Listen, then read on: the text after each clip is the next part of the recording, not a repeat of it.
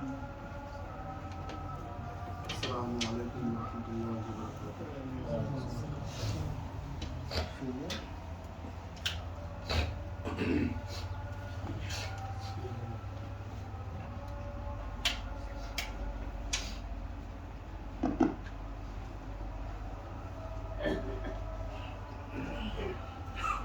الله أكبر الله أكبر الله أكبر الله أكبر أشهد أن لا إله إلا الله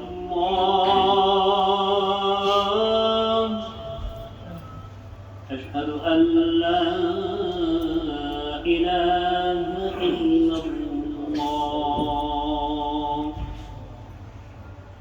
أشهد أن محمد رسول الله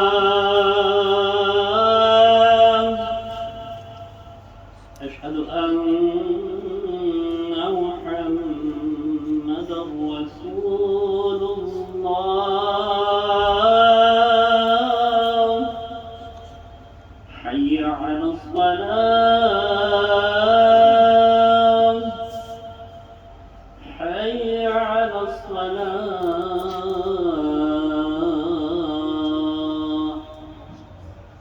حي على الفلاح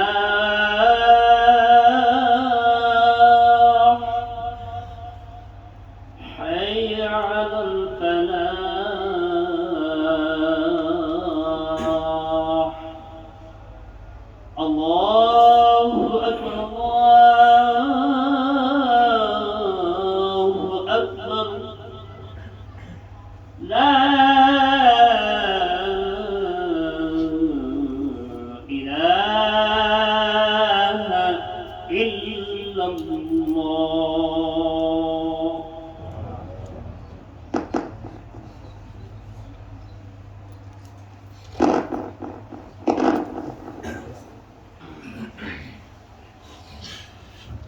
الحمد لله وحده والصلاة والسلام على من لا نبي بعده. الحمد لله نحمده ونستعينه ونستغفره ونعوذ بالله من شرور أنفسنا ومن سيئات أعمالنا. من يهده الله فلا مضل له ومن يضلل فلا هادي له. وأشهد أن لا إله إلا الله وحده لا شريك له وأشهد أن محمدا عبده ورسوله أرسله بالحق بشيرا ونذيرا بين يدي الساعة. من يطع الله ورسوله فقد رشد ومن يعصهما فإنه لا يضر إلا نفسه ولا يضر الله شيئا. أعوذ بالله من الشيطان الرجيم. بسم الله الرحمن الرحيم. يا أيها الذين آمنوا كتب عليكم الصيام كما كتب على الذين من قبلكم لعلكم تتقون. وقال رسول الله صلى الله عليه وسلم: من أفطر يوما من رمضان من غير رخصة ولا مرض ولم يقضه صوم الدهر كله وإن أصام، أو كما قال عليه الصلاة والسلام. اللهم صل على سيدنا ومولانا محمد وعلى آله وأصحابه وبارك وسلم. আল্লাহ রাব্বুল আলামিনের শুকরিয়া যে আল্লাহ সুবহানাহু ওয়া তাআলা আমাদেরকে পবিত্র জুমাবারে জুমার নামাজ আদায় করার জন্য আল্লাহর দরবারে মসজিদে আসার তৌফিক দিয়েছেন। এজন্য আমরা প্রথমে মন থেকে আল্লাহ রাব্বুল আলামিনের শুকরিয়া আদায় করি, আলহামদুলিল্লাহ। সম্মানিত মুসলিম ইকরাম, আমাদের আজকের জুমা শাবানের তৃতীয় জুমা, আর মাত্র এক সপ্তাহ পরে শুরু হচ্ছে রহমত মাগফিরাত এর মাস রমজান। এজন্য আমাদেরকে রমজানের আগেই রমজানের প্রস্তুতি নিতে হবে। রাসূল করিম সাল্লাল্লাহু আলাইহি ওয়াসাল্লাম রমজান মাসের আগে শাবান মাসে রমজানের জন্য ব্যাপকভাবে প্রস্তুতি নিতেন। অর্থাৎ রমজান ছাড়া বাকি অন্যান্য মাসের মধ্যে যেভাবে আমল করতেন, এই শাবান মাসের মধ্যে রাসূল করিম সাল্লাল্লাহু আলাইহি ওয়াসাল্লাম বেশি বেশি করে আমল করতেন।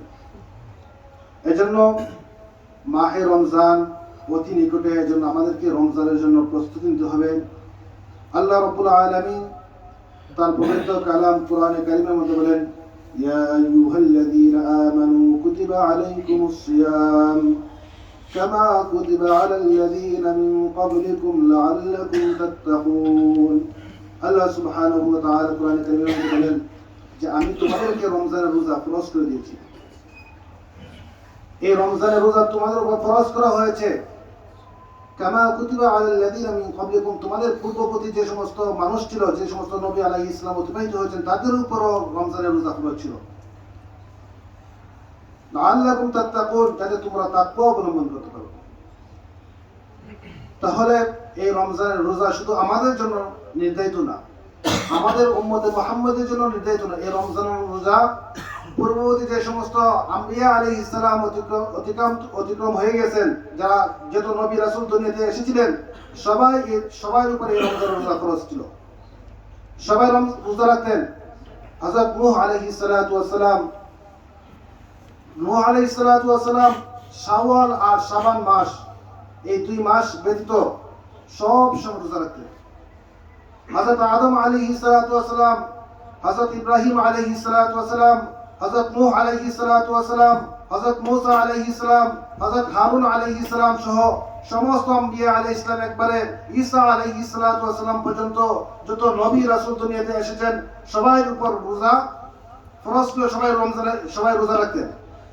এজন্য এই যে রোজা, এই রোজার নতুন কোনো বিধান নয় আমাদের উপর, আমাদের উম্মতে মুহাম্মাদের উপর এই রমজানের রোজা নতুন কোনো বিধান নয়। আল্লাহ রাব্বুল আলামিন এজন্যই বলেছেন, কামা কুতিবা আলাল্লাযীনা মিন ক্বাবলিকুম, তোমাদের পূর্ববর্তী যারা ছিল তাদের উপর যেমন ফরজ ছিল, তোমাদের উপরও ফরজ করা হয়েছে। এতে আমাদের হতাশা হওয়ার কিছু নেই। এজন্য এখান থেকে আমাদের একটা শিক্ষণীয় বিষয় হচ্ছে যে রমজানের আগে কিছুদিন রোজা রাখা।